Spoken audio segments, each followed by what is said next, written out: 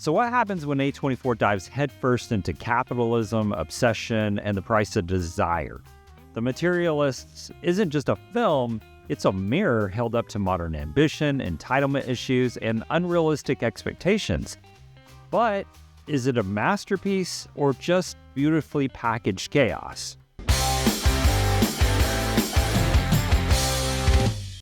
The Materialists stars Dakota Johnson as Lucy, one of the top matchmakers in New York City, who is also responsible for 9 marriages from her clients. When she attends the 9th client's wedding, she meets the brother of the groom and best man, and multi-millionaire, or maybe billionaire, Harry, played by Pedro Pascal, who instantly is attracted to her and wants to date her. Lucy isn't really having it because she tells him that the next man that she dates is going to be the man that she marries. While he puts the moves on her at the singles table, she runs into her boyfriend John, played by Chris Evans, who is waiting table at the wedding and is completely destitute. With both men being really amazing guys, the obvious juxtaposition here is wealth. With that, Lucy has to decide what really matters to her in the lifelong relationship that is marriage. The film is written and directed by Celine Song, who was actually nominated for an Academy Award for her last film, Past Lives. And she's slowly starting to become one of my favorite directors. She's also married to another hard-hitting filmmaker, Challengers director Justin Kurditsky.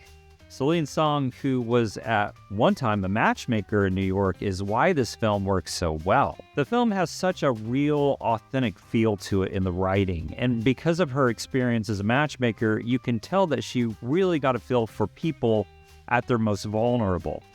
I have to say that the writing in this film is absolutely fantastic and really smart.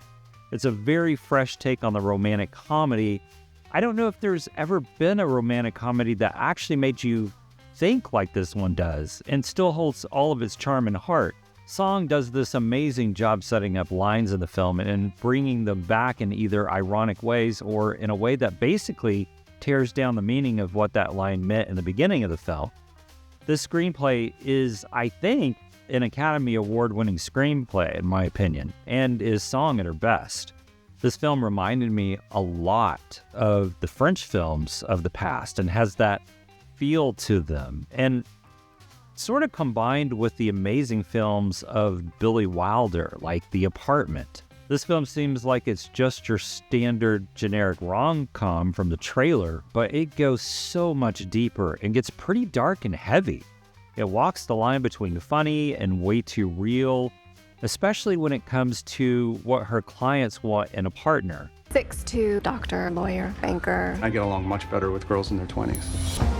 I deserve someone who fulfills all of my criteria. Nothing over 20 BMI. I don't want someone who likes cats. I'm trying to settle. All the unrealistic expectations that are completely selfish and self-serving, not really caring about loving someone for who they are, but what they can do for you. It's a very real thing in our society.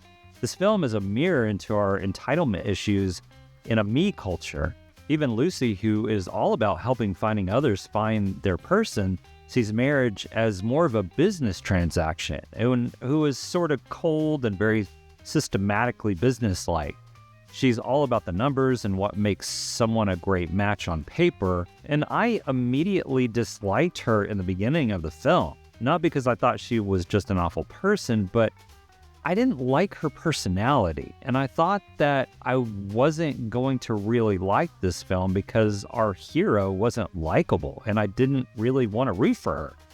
But Dakota Johnson brilliantly plays this character as someone who's been changed by her entitlement issues. And at the midpoint, you see her change back into the woman who had heart and compassion after a huge plot twist. And I know this has been done before, and I'm thinking like Richard Gere's cold performance in the beginning of Pretty Woman, but Johnson's portrayal of Lucy was so authentic and believable. It felt so real at the turning point of the story. She absolutely pulled it off in a way that I've never seen before in this type of film.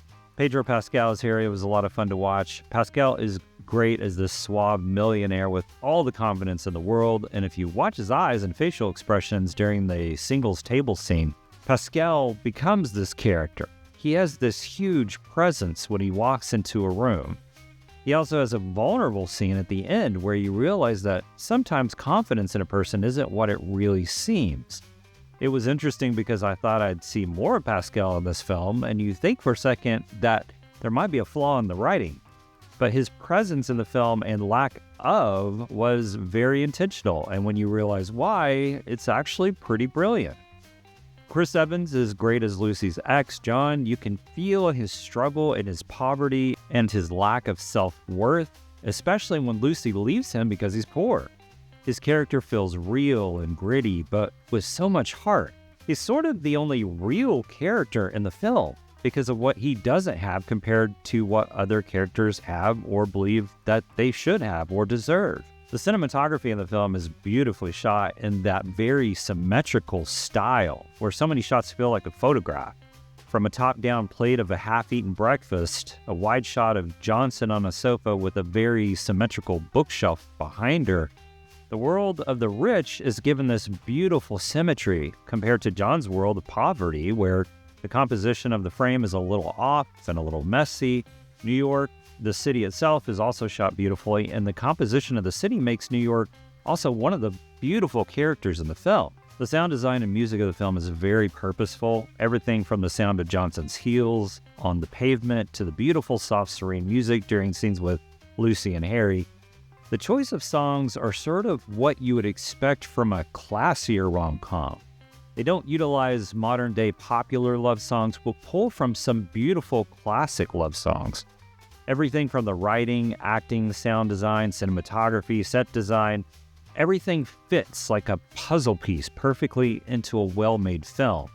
Nothing feels out of place. I was a little conflicted at the end where I sort of felt like it should have ended a little sooner. There were at least 2 or 3 times where I thought the film was wrapping up and ending, but it just kept going, feeling like it needed to tie up every loose end it could think of to give you that happily ever after ending. But at the same time, it leaves you with one of the best lines of a film like this that should be a memorable classic line. The Materialists is one of my favorite films of the year. It really caught me by surprise with Johnson's acting, the depth of the human condition, and the beautiful cinematography. This film is a must-see for everyone, in my opinion, and I'm giving The Materialists 4.5 stars out of 5 for all these reasons. It is rated R for a lot of language, some sexuality, no nudity, but for the most part, it's pretty safe.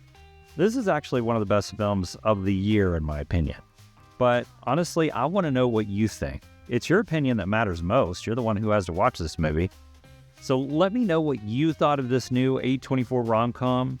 Have they even done a rom-com in the past? Seems like a kind of a new thing for them.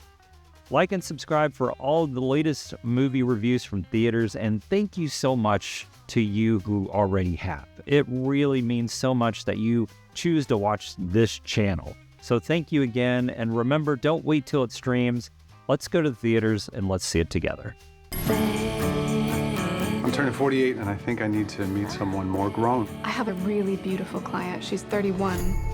I wasn't really thinking 30s.